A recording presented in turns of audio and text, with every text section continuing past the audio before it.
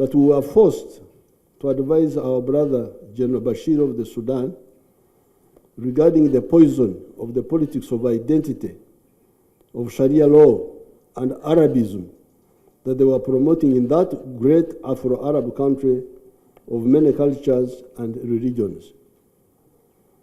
I told Bashir that my list of haram was much longer than his. Because people from the Middle East and other places waste our time. Haram, haram, haram, haram. My list of haram is much longer than all those people.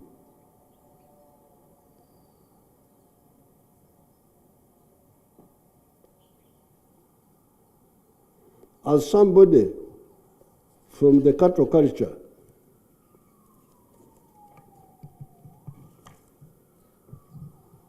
of the savannah areas of the Great Lakes, I do not eat fish. Fish to me is haram.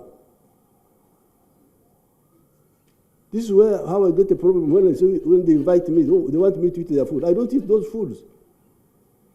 I want to go with my food. Chicken is haram to me. Eggs, mutton, goat, pigs, wild animals, etc., because they are ebhagaro, in my language, abominations.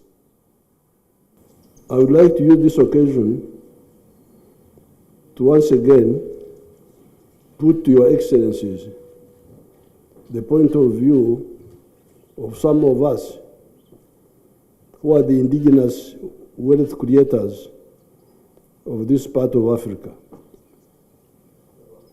Even in the pre-colonial times, when our economies were pre-capitalist and traditional, and in spite of life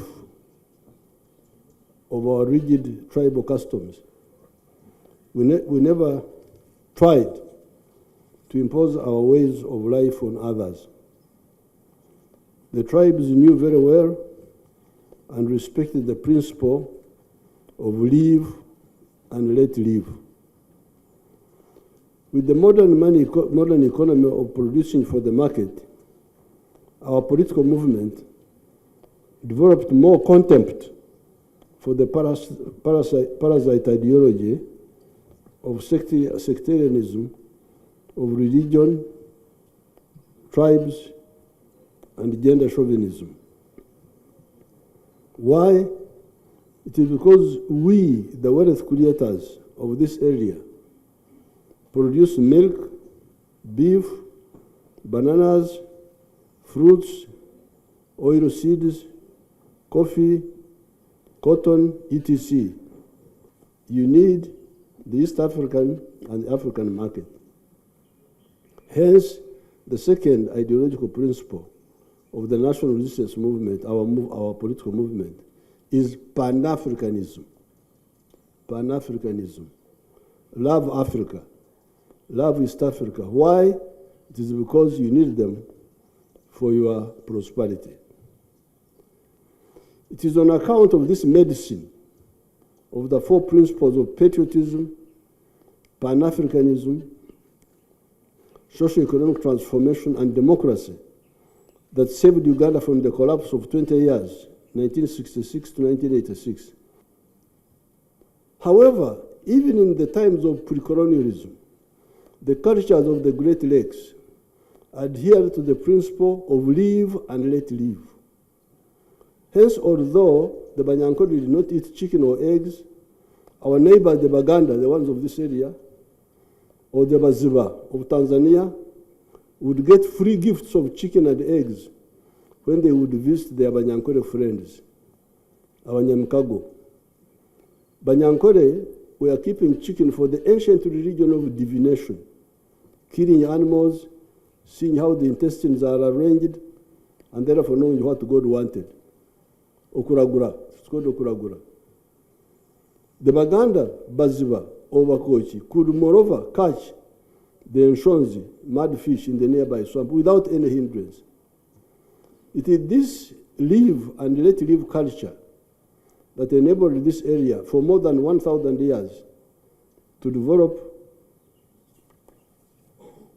a trade-connected area, TCA, that enabled the East African coast, Dar es Salaam and so on, Zanzibar, the Savannah Plateau of Tanzania, the Great Lakes areas inland, and the Congo Forest to exchange goods and services such as textiles, imyenda, guns and gunpowder, embundu and obuganga, ghee, amashita, omuzigo, skins and hides, empu, emuguta, emiringa, copper bracelets from the Congo, engoro, ivory bangles from Congo, amoshe, giraffe hair neck wear, wood products, salt, omonyo, etc.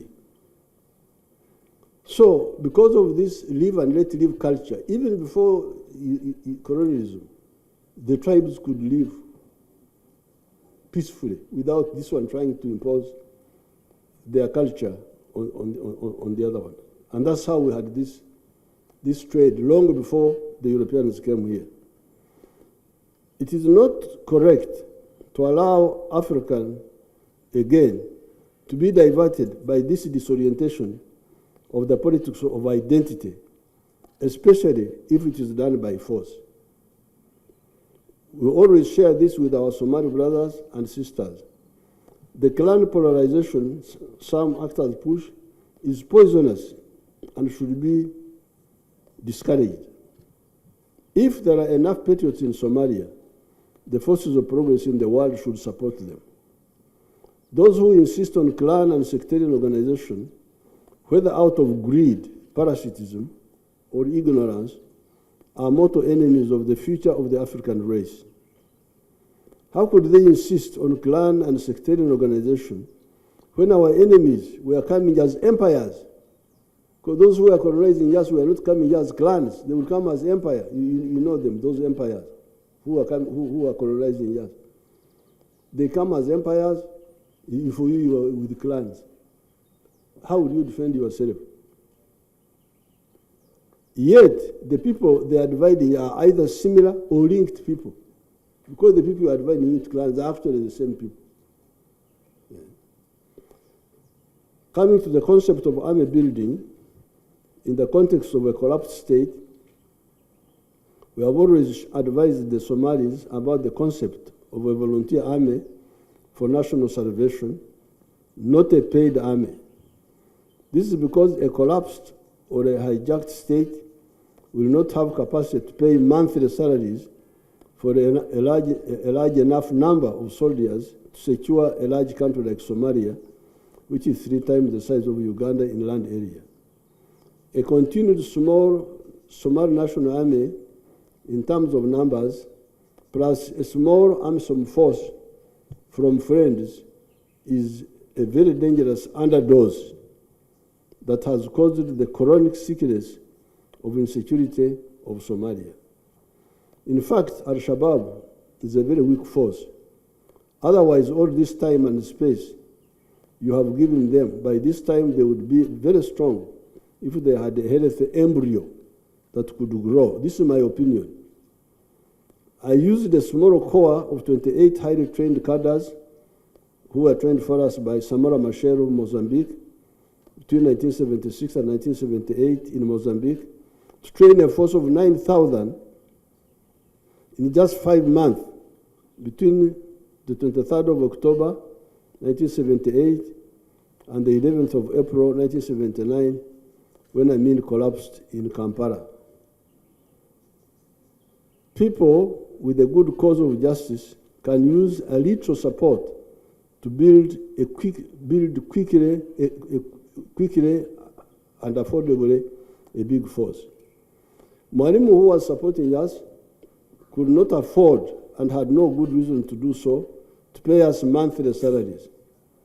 However, he was able to give us a rifle per fighter, maybe 2 uniforms per person per year, food and medicine when sick. We had a volunteer non-salaried army for 17 years, 1971 to 1987, and thereafter, until only 3 years ago, we had a lowly paid army where a general would be paid Uganda shillings 2 million, which was like $520 $22. That's how we have been able to afford a big army, an army that is able to defend Uganda and even contribute to other friends.